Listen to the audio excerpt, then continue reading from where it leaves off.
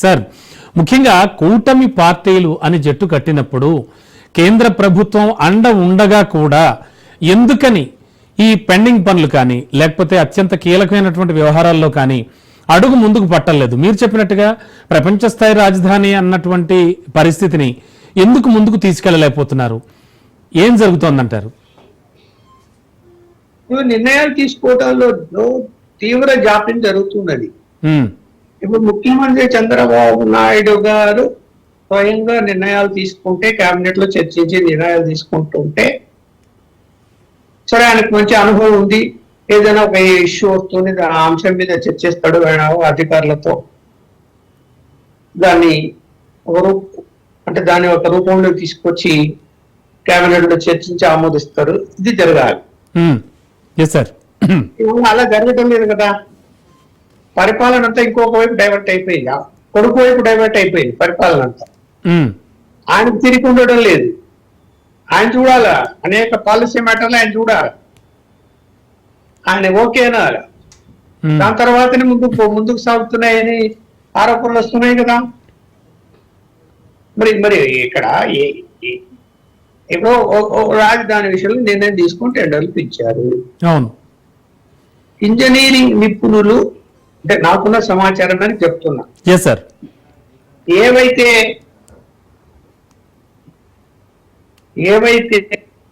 నీట మునిగినాయో, అంటే సెక్రటరీ కట్టాలని ఫౌండేషన్ వేయి కొంతవరకు నిర్మాణం చేపట్టి వదిలిపెట్టేటివి, అలాగే కొన్ని భవనాలు నీట మునిగి ఉన్నాయో, సాంకేతిక నిపుణులు బయటికి చెప్పలేకపోయినా కూడా వాటి మీదనే నిర్మాణాలు ఇప్పుడు చేపడితే, అంటే ఆ నీళ్లు తోడేసి వాటి మీదనే చేపడితే అవి సేఫ్ కాదు, మళ్ళీ కొత్తగా ఫౌండేషన్లు వేసుకొని చేసుకోవాలి, వాటిని తొలగించడమా లేకపోతే ప్లేస్ మార్చడమా అన్నది నడుస్తుంటే, ప్రభుత్వం వైపు నుంచి ఒత్తిడి ఉందంట కాంట్రాక్టర్ల మీద, వాటి మీదనే కట్టండి. మరి ఇది చిన్న విషయమా? ఏం జరుగుతుంది చూడు, చెప్పలేదు. ఇంజనీర్లు ఎలా ఒప్పుకుంటారో, ఎలా నిర్మాణం, ఇప్పుడు టెండర్లు ఇవాళ కేబినెట్ లో కొన్ని ఆమోదించింది, ఇంకా వాళ్ళ పనులు మొదలు పెట్టాలంటే ఇంక నీళ్లు తోడుతూనే ఉన్నారు, నీళ్లు వస్తూనే ఉన్నాయి, మళ్ళీ వర్షాలు పడితే మళ్ళీ నీళ్లు వస్తూనే ఉన్నాయి, తోడుతూనే ఉన్నారు. ఈ తొడే కాకుండా అయిపోతుంది. మళ్ళీ వాటి నాణ్యత పరిశీలించాలి, టెస్ట్ చేయాలి కదా, వాటి మీద నిర్మాణాలు జరగాలి కదా. ఇక్కడ సమగ్రంగా పరిశీలించి అధికారులకు ఆదేశాలు ఎప్పటికప్పుడు ఇవ్వగలిగితేనే పరిపాలన ముందుకు పోతుంది, అభివృద్ధి అనేది ముందుకు పోతుంది. సమయం లేకపోతే ఏం చేద్దాం? ఇవాళ మనము ముఖ్యమంత్రి గారు గతంలో రాత్రి 8-9 కూడా ఇంటి దగ్గర, ఒక సెక్రటరీ నుంచి ఇంటికి పోయినా కూడా ఇంట్లో కూడా క్యాంప్ ఆఫీస్ లో కూడా రివ్యూ చేసి అన్ని చేసేవారు. మేము చూసాం, కల్లారు చంద్రబాబు నాయుడు గారిని చూసాం, రాజశేఖర రెడ్డి గారిని అందరినీ చూసాం. అవునండి. కానీ ఇవాళ 6 గంటలు అయిపోతున్నాయి, ఆయన ఇంటికి వెళ్ళిపోతున్నారు, ఎవరికి అపాయింట్మెంట్ లేవు, ఎవరితో ఏ మీటింగ్లు లేవు, ఎవరితో చర్చించలేదు అనే వార్తలు వస్తున్నాయి. మరి కుమారుడేమో నిర్ణయం తీసుకోవాలి. ఇప్పుడు నేను ఉన్న విషయం ఏం చెప్తున్నా, మన జర్నలిస్ట్ సంబంధించిన జీవో విషయంలోనే డైరెక్టర్ కు నేను మాట్లాడుతూ, ఏమంటే జీవో లేదు ఎందుకు ఆలస్యం అంటే ఒక నెలన్నర క్రితం అడిగితే లోకేష్ గారు క్లియర్ చేయలేదండి అంటారు. ఏం చెప్పాలి? నాతో చెప్తారు చిన్నదండి, చేయాలండి, ఆయన అంత చూడాలి ఇంకా అంటారు. పాలసీ మ్యాటర్ జర్నలిస్టులకు సంబంధించింది కూడా లోకేష్ గారు డిసైడ్ చేయాలి. సమాచార శాఖ మంత్రి ఎక్కడ ఉంటారో తెలీదు.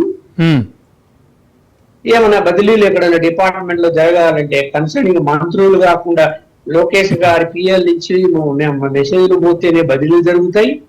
ఇదే పరిపాలన. మరి అంతకుముందు జగన్ పరిపాలనలో కూడా, జగన్ ఆల్రెడీ పరిపాలన చేసేప్పుడు కూడా ఖచ్చితంగా కొంతమంది సలహాదారుల మాట వినే వాళ్ళు ఓకే చేస్తేనే జరిగేవి అనే మాటలు కూడా వినబడ్డాయండి అప్పట్లో. ఆయన ఇక్కడ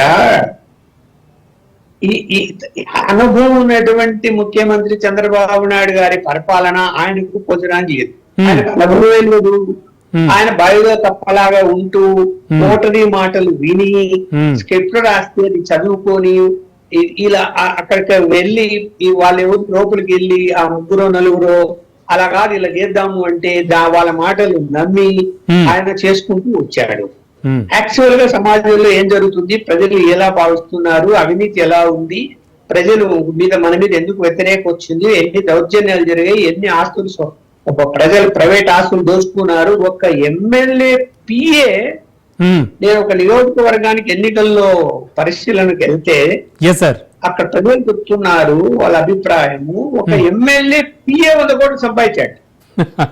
sir and one more thing sir, 1 year నుంచి జగన్ గారి విధానం చూస్తే కనుక ఎలా ఉంది అంటే, అంతటి వైసీపీ పార్టీ ఒక 5 ఏళ్ళు పరిపాలించిన ఆయనలో ఏమైనా మార్పు వచ్చిందా, లేకపోతే ఆ కోటరీని కాస్త దూరం పెట్టడం, జనాల్లో కలవడం, అంటే కొన్ని సందర్భాల్లో ఆయన బయటకు వచ్చినప్పుడు విపరీతమైన ప్రజాదరణ వస్తోంది, దీన్ని ఎలా చూడాలి సార్? ఇప్పుడు ప్రజాదరణ అంటే ఇప్పుడు వాళ్ళ పార్టీకి సంబంధించిన కార్యకర్తలు, నాయకులు, ఒక నెట్వర్క్ అనేది ఉంది, అది పోదు, అంత సులభంగా పోదు. అవునండి, ఆ నెట్వర్క్ అనేది ఉంది. అంటే ఆయన పరిపాలనలో బెనిఫిట్ పొందిన వాళ్ళందరూ కూడా ఆయనకు అభిమానులుగా ఉంటారు, లాభబంధువులు కూడా ఉంటారు. ప్రజలు కూడా లాభపడ్డారు కదా.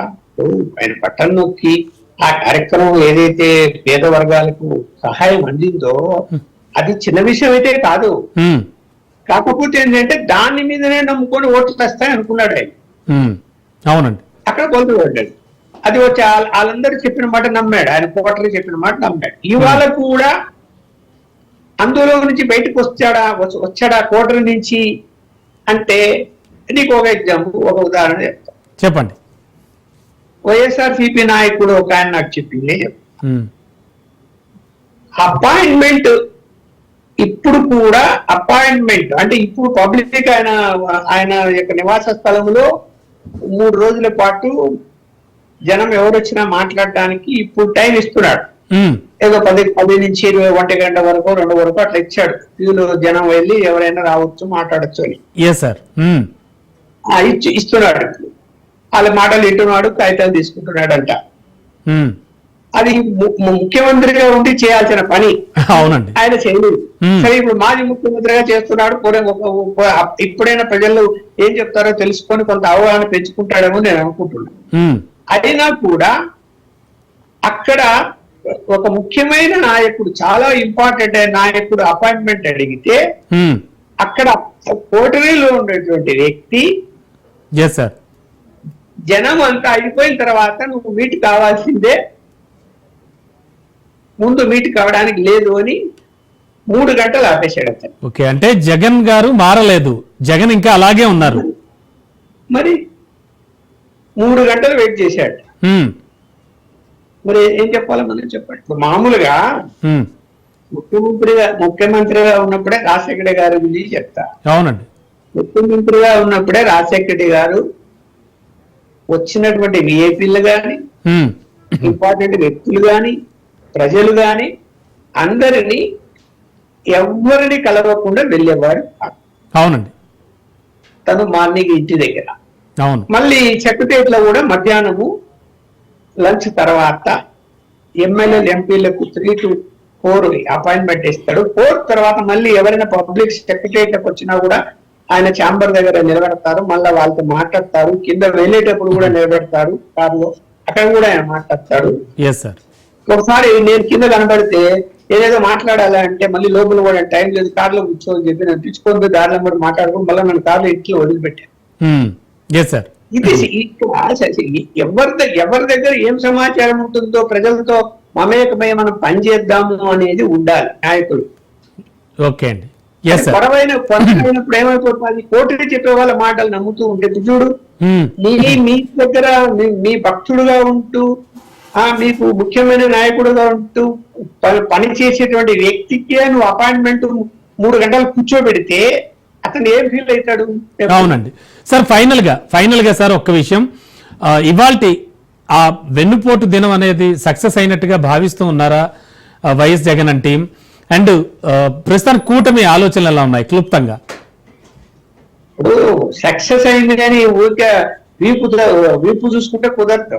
అవునండి, ఏం నేను అనుకుంటున్నాను ఏం సక్సెస్ ఏం కాలేదు. ఎవరు పెద్దగా స్పందించి పెద్దగా జిల్లాల్లో అన్ని చోట పాల్గొన్నట్టు అనిపించడం లేదు. ముఖ్యమైన నాయకులు ఏదో చేయాలంటే వాళ్ళు చేసినట్టు అనిపిస్తుంది, బలవంతంగా చేసినట్టే అనిపిస్తున్నది తప్ప ఉమ్, అసలు ఆ వెన్నుపోటు అనేదే కరెక్ట్ కాదు. ఇంకో పదం ఏదైనా తీసుకొని చేసి ఉండే. అంటే ఇప్పుడు మీరు ఇవాళ ఓడిపోయారు, వాళ్ళు గెలిచారు అవును. అంటే షూటింగ్ జరిగింది రోజు. వెన్నుపోటు అంటే ప్రజలు మీ ఓటు లేకుండా వెన్నుపోటు వచ్చినట్టు అర్థం వస్తుంది కదా. ప్రజల మీద ఎందుకు అలా అలాంటి మాట ప్రజలు అంటే ఆ నినాదం ఎత్తుకోవడమే కరెక్ట్ కాదంటారు. ఉమ్, కాదు కదా.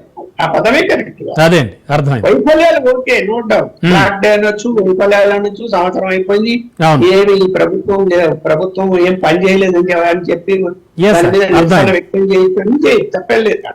ఓకే అండి. సో ఈ 4 ఏళ్లలో కూటమి ఏమైనా చేయగలుగుతుందా ప్రస్తుతం ఉన్న సిచ్యువేషన్ లో? ఇప్పుడు నేను చెప్తున్నాను కదా, పరిపాలనలో పట్టు ఇంకా లేదు ఎవరికి. సార్ 1 year లో మంత్రులు లేదు, అధికారులు వాళ్ళ ఇష్ట ప్రకారం వ్యవహరిస్తున్నారు. అవినీతి ఏమీ తగ్గలేదు. ఓకే అండి.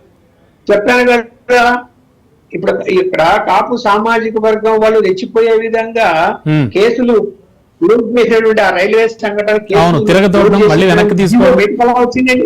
అవును సార్, అవును అంటే ఒక నిర్లక్ష్యం. ఇప్పుడు ఆ జీవో పెట్టుకొచ్చింది మాకు తెలియదు ఎట్లా వచ్చిందో ఏమో అని మనం దాని రద్దు చేసి. షూర్ సార్ డెఫినెట్లీ చూద్దాం సార్ ఏం జరగబోతోంది అనేది. Thank you sir, thank you so much. ఒక మాట కూడా మాట్లాడడం లేదు, మాట్లాడాలి కదా. Yes sir, thank you so much. ఇది వాల్టి స్పెషల్ డిబేట్. చూస్తూనే ఉండండి.